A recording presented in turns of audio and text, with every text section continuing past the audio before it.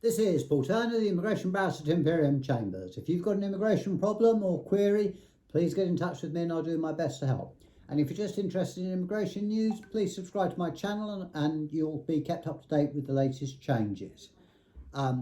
Today I'm going to be talking about the new Nationality and Borders Bill, which contains some quite controversial and potentially unlawful provisions and its impact on migrants and actually British citizens. And the reason for that is that I'm sorry that to report that what I consider to be the incredibly unfair and potentially unlawful new Nationalities and Borders Bill has been approved by Parliament, which that's the House of Commons.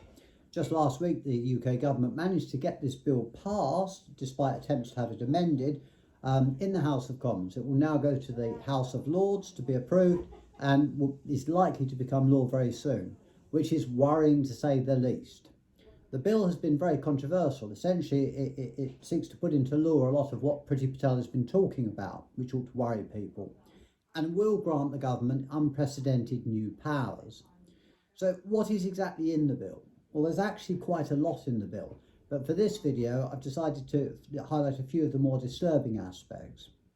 The bill will make it a crime to take part in refugee rescue missions in the English Channel, and will grant immunity to Border Force staff if people die in the Channel who die during pushback operations, Priti Patel's licence to kill, if you like.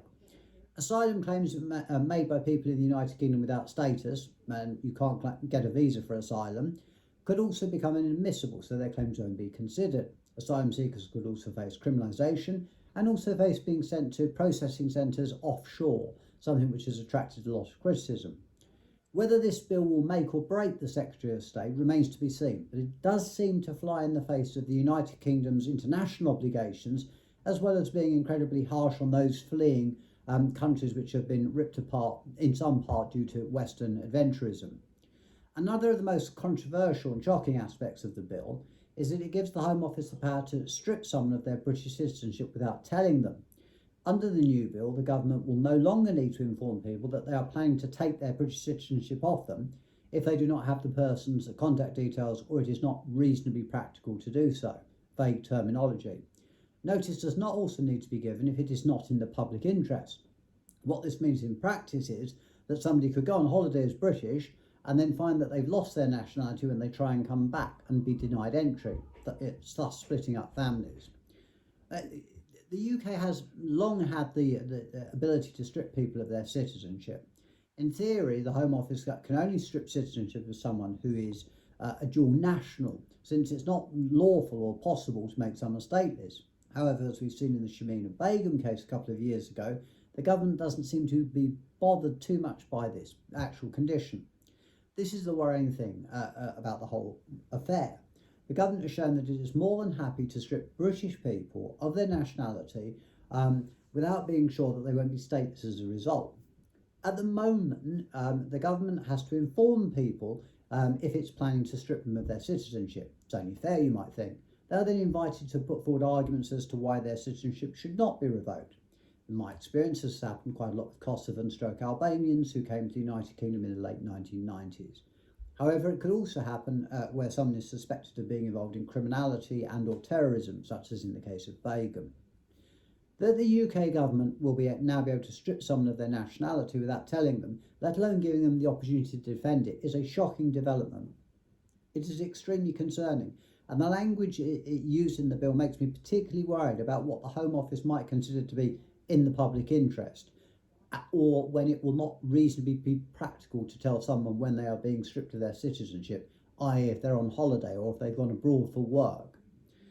Once again, this bill encapsulates the hostility that the Home Office and this particular government has towards migrants and also British citizens, which makes it even worse.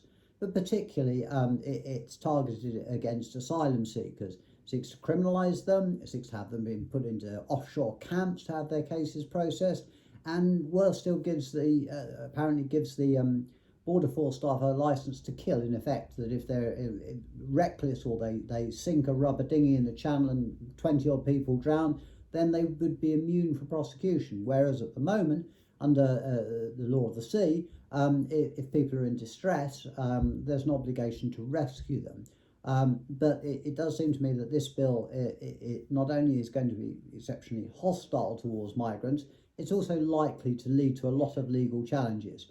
And if I was a betting person, and I'm not, I would find that the courts will probably find that there are large aspects of this bill which are unlawful.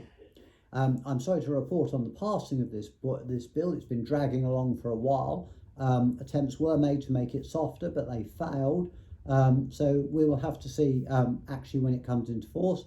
And of course, I'll do a video on what can be done then.